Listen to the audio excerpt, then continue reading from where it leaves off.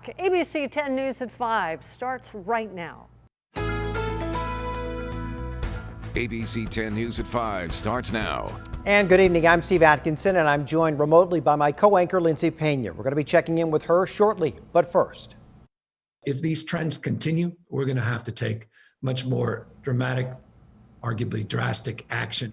a stern warning from Governor Gavin Newsom today. He is considering a stay-at-home order for most California counties as COVID-19 cases continue to surge.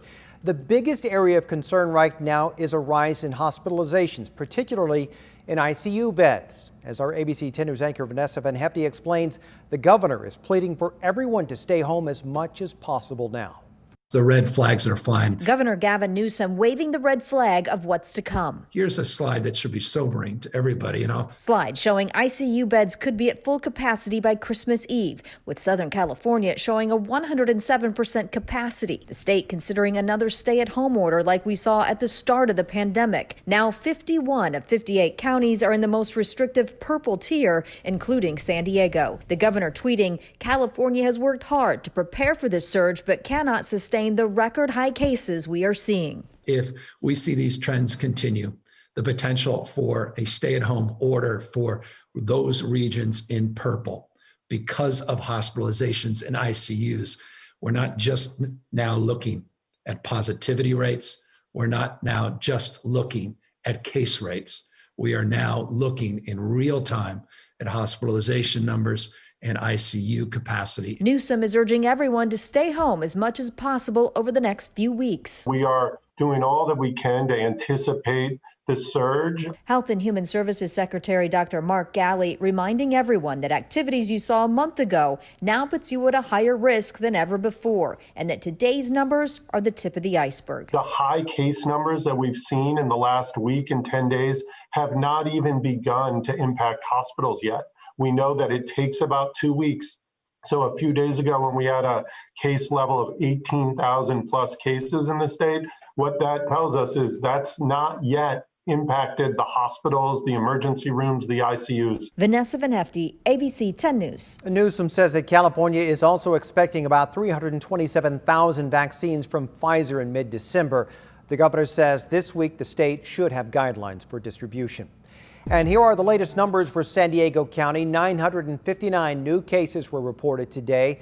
That brings our total now to more than 82,000. And there were no new deaths reported, which is usual for a Monday, so that number remains just below 1,000. San Diego's cooler temperatures have restaurants coming up with unique ways to dine outdoors. But as ABC 10 News reporter Rachel Bianco shows us, some restaurant setups are safer than others. There is no lunch rush at Perioli Italian Bistro in Solana Beach. The longtime family-owned restaurant is open just 4 days a week now. Problems of retaining employees because we had to cut their hours since we know we don't have a lot of business. Like countless restaurants across San Diego County banned from indoor dining, Piero Tarantino invested in an outdoor setup. It's not comfortable, because you have eat coming from one side, but then the rest of your body's cold. Restaurants across the country are coming up with unique ways to dine outside, from igloos to individual pods, tents, and canopies. Dr. Anne Ramoyne is a UCLA epidemiologist. She says some of these outdoor settings still don't have adequate ventilation. The issue is that it needs to be completely open, wide open. Ventilation, if you have a roof, if you have sides, that is not outdoors. Outdoors means in the open air. California's Department of Public Health recently issued the following criteria for what classifies a setting as outdoor. 50% of the structure has non-adjacent impermeable walls. Circular structures with 50% non-continuous impermeable walls. Ceilings, roofs, umbrella peas, or canopies with no walls.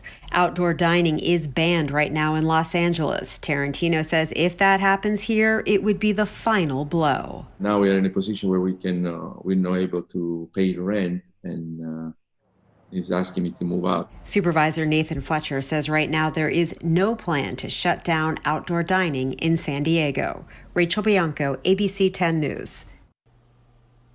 Now, health experts also say that people dining outside should try to maintain more than 6 feet of separation when they're not wearing a mask and around people outside of their household. A San Diego church continues to hold services at several locations despite multiple cease and desist orders and now an outbreak. Our ABC 10 News reporter Leah Pizzetti spoke to County Supervisor Nathan Fletcher today about how the county is trying to balance freedom of religion and the health of our community. Sunday morning, people not wearing masks walked out of Awaken Church's indoor service. I really kind of choose not to live in fear. Brian, an attendee, says he trusts the people around him to be safe, which is why he's comfortable going to an indoor church. Supervisor Nathan Fletcher says a majority of places are following the rules, but there are some still openly defying, so the county is stepping in. So enforcement for willful, blatant violators I think is an important part of our strategy. 3 of Awaken Church's locations have received cease and desist orders, yet a video posted to their website says they will still gather in person and indoors. It's no longer reasonable to think we can pastor 6,000 people from afar, nor is it reasonable to think we can hold outdoor services in parking lots or a park that could really accommodate the size of our church. One of those 3 had an outbreak, and the county usually does not publicize specific locations of outbreaks, but Supervisor Fletcher says it was necessary this time because Awaken Church is not cooperating with the county. The Awaken Church in general has continued to be very defiant and continue to put the members of their church at great risk and continue to not cooperate as we seek to investigate positive cases, which led us to the unique situation of publicly reporting that they did have a significant outbreak. He says the county is discussing how to find a balance between giving churches the right to worship while also protecting the community. So we do recognize the First Amendment role, and I recognize the important role that faith plays in our lives and in our community, particularly in a time of difficulty, which is why we work so hard to try and make sure that it is available. It just has to be available in a safe way. Leah Pizzetti, ABC 10 News. We have reached out to Awaken Church multiple times for comment. We've yet to hear back. The county says it continues to issue the cease and desist orders to any violators. However, no citations were issued this past weekend.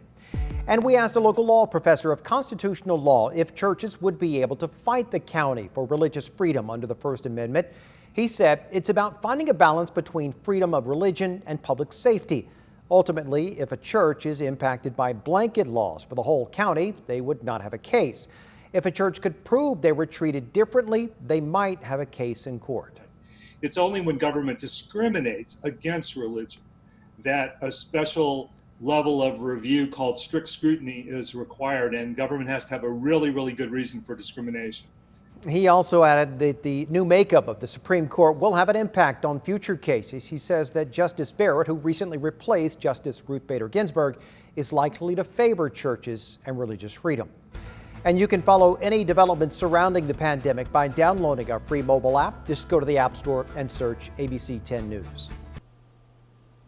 The Navy is going to decommission and scrap the USS Bonhomme Richard after a massive fire in July that damaged the ship beyond repair. ABC 10 News investigative reporter Jennifer Kastner spoke exclusively with a man who fought the fire for days and understands the devastation. The USS Bonhomme Richard warship will officially be decommissioned after it was gutted this summer during an explosive fire at Naval Base San Diego. Monday, the Navy said it's not cost-effective to bring the ship back, which would take an estimated $3 billion to restore and require up to 7 years of work. It was a crazy situation. Deputy Fire Chief Robert Sepulveda is a contract firefighter for the Navy. In an exclusive interview with ABC 10 News, he recently shared his story. We approximately had about 400 plus firefighters on scene at the time. I was on the front lines with the firefighters, and we're directing fire attack on the forward side of the ship. His first shift lasted for 30 hours straight. It took almost a week to knock it all down. What I was feeling at the time was obviously that fear. I want to make sure that everybody's safe on scene. And I just wanted to make sure I had that command presence to be able to unify everybody. He has now received a Civilian of the Year award for his heroic actions. More than 60 personnel, including sailors and civilians, were treated for injuries like heat exhaustion and smoke inhalation. In August, ABC 10 News was the first to report that the fire was being investigated as an arson, and the lead suspect is a Navy sailor, according to multiple sources with close ties to NCIS. To date, the Navy will only confirm that the cause is still under investigation. Sepulveda remains grateful to the many sailors who ran to help minutes after the flames erupted. These ships are like homes to them, and to see them in action and put everything on the line to ensure that their home was safe at the end of the day, it's just incredible. The timelines now for towing and dismantling the warship are still being finalized by the Navy. Jennifer Kastner, ABC 10 News. Police say there have been some clues as they investigate the death of a woman a week ago on a Carlsbad hiking trail. Lisa Thorberg was found stabbed near the Haas Park trailhead. Over the weekend, friends gathered there to finish the hike. Lisa never did. Several told us Thorberg's killing has them rethinking their safety on the trail. I feel very safe here, so this was shocking. Now there's a factor of fear that's crept in because of what's happened. Police tell us they're aware of a next-door post by Thorberg a few weeks before she died. She was asking if anyone wanted to join her on walks and hikes. Police say they have been doing follow-up interviews from that post. Investigators also got a tip about a possible person of interest, but they have not identified any suspect. Police have a man in custody for starting a chase down the 5. It began when SDPD tried to pull that man over for a traffic stop. Instead, the guy took off. Police chased him on the freeway south to Chula Vista. He got off on H Street but immediately crashed into a street light. There were lots of damage to the light and the car. Our ABC 10 News breaking news tracker was there when the man was driven away in an ambulance. There's no word yet on his injuries or why he refused to pull over. We are just over 50 days away from President-elect Joe Biden moving into the White House. ABC's Andrew Dimbert looks at how women will play a huge role in the next administration. Meet some of the new-look White House as President-elect Joe Biden continues to fill his top positions. The next president emphasizing diversity and experience with several women set to hold key posts. For the first time in history, Biden's transition team says that his incoming senior communications personnel will be made up of all women, led by Kate Bedingfield. She was the president-elect's communications director when he was vice president. Jen Psaki, another Obama administration veteran, will take over as press secretary. Biden's nominee for Treasury Secretary, former Federal Reserve Chair Janet Yellen, could be the first woman to head the department in over 2 centuries. And Avril Haines is being tapped as Director of National Intelligence, another first for women. And now a transition official telling ABC News that President-elect Joe Biden and Vice President-elect Kamala Harris received their first presidential daily briefing. From the incoming administration to the outgoing, President Trump is still continuing to falsely claim that the election was stolen from him.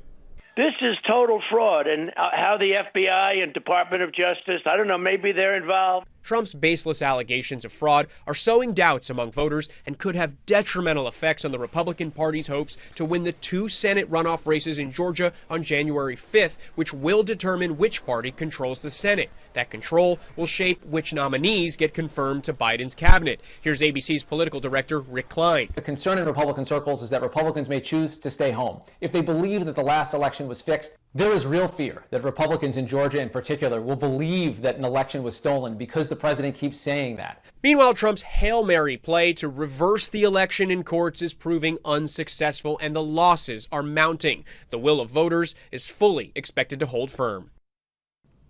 And Biden's staff announcements continue tomorrow, with the president-elect expected to name more members of his economic team, and they will be jumping right into the thick of things, working to combat the economic fallout from the coronavirus pandemic. Andrew Dimbert, ABC News, Washington.